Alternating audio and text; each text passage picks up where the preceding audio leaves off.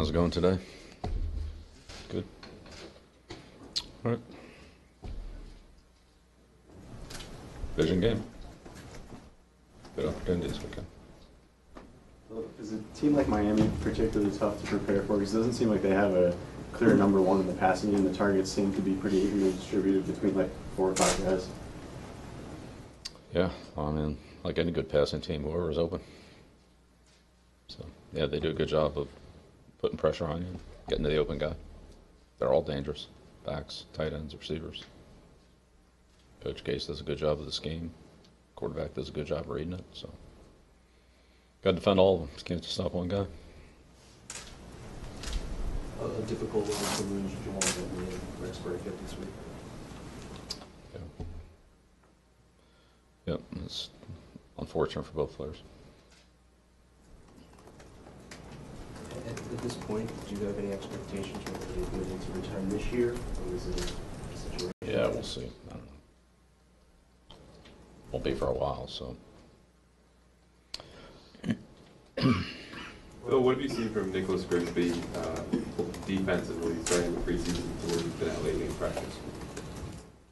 Well, he was a lot further ahead because of his opportunity to, again, start from scratch at the beginning of the year in the all-season program, OTAs, training camp, as opposed to coming in whenever he did last year in November. So much further ahead, had a better opportunity to learn the defense, to get reps in it, and to play in the preseason. So, you know, he's earned some playing time based on that. When you did the decision to sign John Simon, what did you see, I guess, throughout his career? We felt that he would, based on our situations, best player available for our team. He's played on defense, played in a kicking game, played in a couple different systems. So we'll see.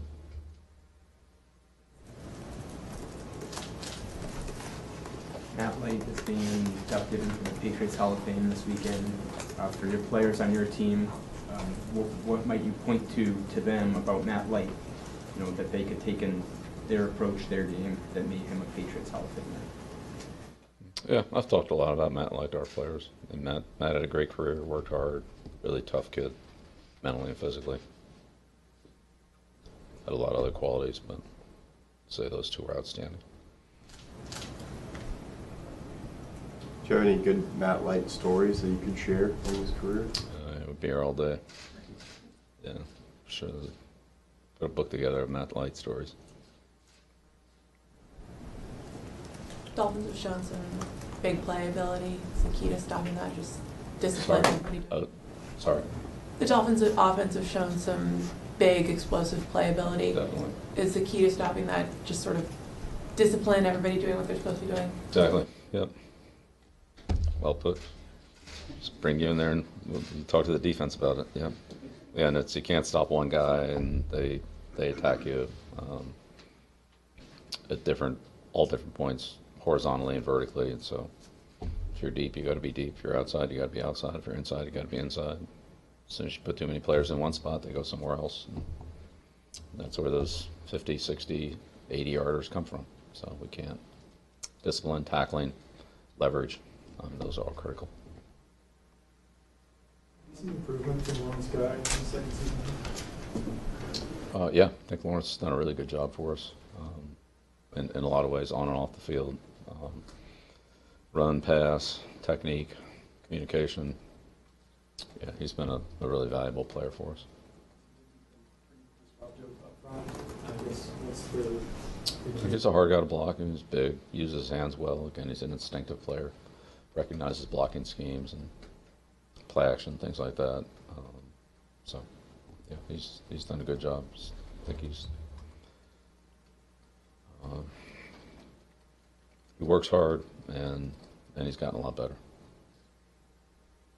Have you seen that of Cordell Patterson specifically playing receiver last couple of weeks? Well, I mean, just in general, we need to improve our passing game. There's a lot of things we need to improve, but that's really everybody, so we're all working hard at it. Coaches, quarterbacks, receivers, tight ends, backs, protection, everything. So hopefully we can improve it.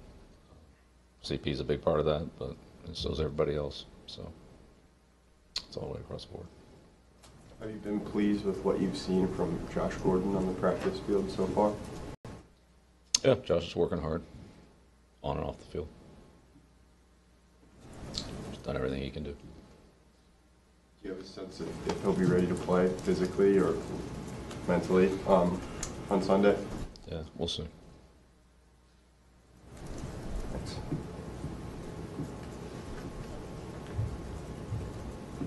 Adam Gase has been with Tannehill for 16 games now. How beneficial do you think Gase has been for Tannehill in development? You'd have to ask them that. I'm not sure, but I mean, Adam's a good coach. He does an excellent job. His teams have always played well, are always good offensively. He does an excellent job of game planning. His teams play well fundamentally, so the exact nature of the relationship, you'd have to talk to them about that. But I mean, he's a good coach. There's no question about that. Tannehill is the longest tenured quarterback in the AFC East, besides Tom, of course. What have you seen from him from when he entered the league to what he is as a quarterback right now? He's a good player. He's been a good player. He's still a good player.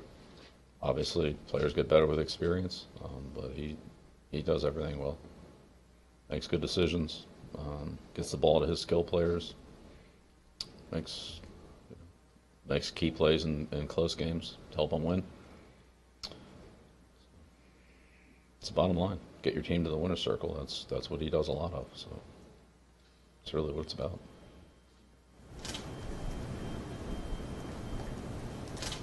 Tannehill's a pretty athletic dude. Played a lot of athletic quarterbacks this year. Seems like just about his ability to get out of the pocket. Yeah, just good at it. Not just get out of the pocket. They use him on quarterback running plays, read zone plays, things like that. So bootlegs, moving pocket plays. So yeah, all the above. If you don't contain him, he can hurt you running. If you do contain him, he can hurt you passing. So it's another weapon they have. It's really another. Instead of covering 5 receivers, you really got to cover 6. So you got to deal with him. So when you're teaching pass rushing, are there times where it's not necessarily a bad thing to go beyond the quarterback, or is there like a threshold where a pass rusher needs to stay in keeping the passer in the pocket?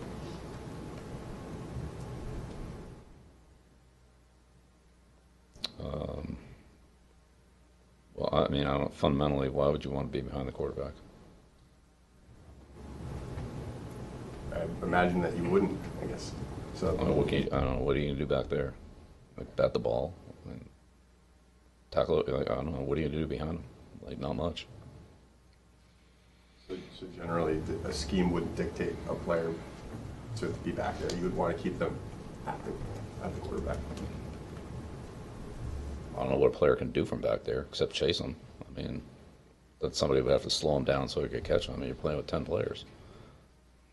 Now, if you're close enough to him and you can force him by being tight and forcing him up into the pocket, I mean, that's not really being behind him. That's, maybe it's a matter of semantics, but, you're putting enough pressure on him so you force him into other players. I mean, that's one thing, but to run past him and be behind the quarterback, I couldn't tell you how that helps the defense. Maybe you could explain that to me. I don't know, but I don't know what value that is. Just stand 5 yards behind the quarterback. I mean, what are you going to do from back there? So, no, it's not a great spot on the field to be. Out of bounds isn't a great spot on the field to be on defense. So, no, those aren't like in our highly recommended list. That's right. Got some smaller running backs and Cameron Garner and King White behind Sonny Michel. Would you be confident if they had to just take on a role on early downs? Yeah, I think all our backs are productive, would be productive, yeah. What have you seen out of the running game where you can improve it offensively with blocking up front? Yeah, I said we can improve everything. Running game, passing game. All parts of it. Being more consistent, that would be the number one thing.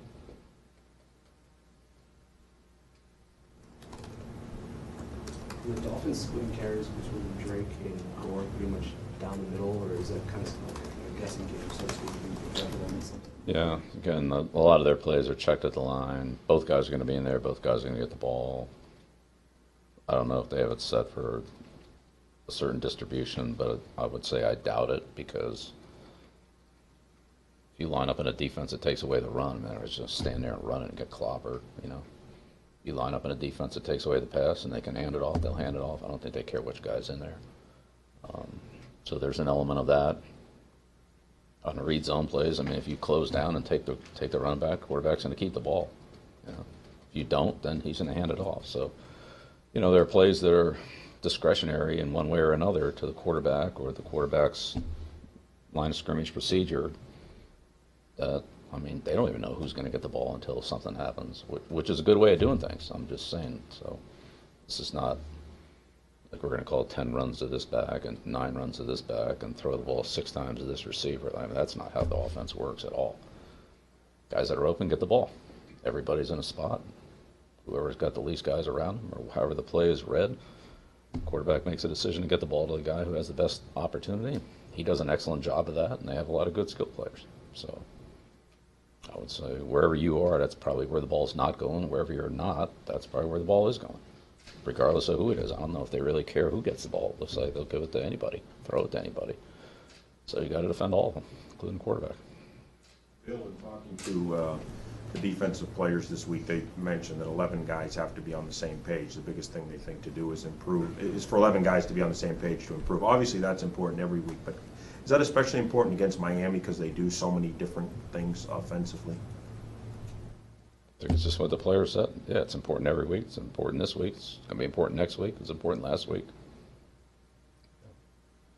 Having everybody in the right spot, reading their keys, having the defense properly coordinated from a coaching standpoint to be able to handle the things that they do, like all those things are important. If any of them are out of sync, then, you know, fundamentally you have a problem. And then you've got to play with good fundamentals and techniques and leverage. So. Seems like Miami can address quickly, so then you have to adjust quickly back. Well, we've just talked about that. That's their offense. That's what they do. They put guys in different spots in the field. They create space, and whichever spot you have the fewest guys or the furthest away, then that's usually the guy who gets the ball. Well, when preparing for a game plan team, do you find there's any value in going back to the staff's previous staff and how they might have played you in the past? For example, Gase when he was in Denver, or is that just too far in the past that any concepts they might have used then are probably not applicable to Sunday? Yeah, they could be or they could not be. It would depend on, I would say, what they're doing and what you're doing. So if what they were doing at another point in time is similar to what they're doing now, then those concepts may be applicable. If you're doing something similar to what you were doing then, those concepts may be applicable. If they're doing different things and you're doing different things, I don't think they're going to change their offense because it's something they did 5 years ago, or think that we're going to change our defense to something that we did 5 years ago. I just don't think that's the way it works. So if there's correlation and carryover, then, you know, that would probably be relevant. If there isn't, then there isn't, you know. It's no different than looking at the team you played the week before, or 2 weeks before, 3 weeks before. If you see continuity and carryover in that, the way another team plays and the way that they attack that team, or vice versa, great. Sometimes it's totally different, and so they're using a totally different method of attack or a substantially different method of attack based on what's going on the other side of the ball. Well, if you do that, then there's an element of that that'll be relevant to you. If you don't do that, then I'm not sure how much of that you're going to see.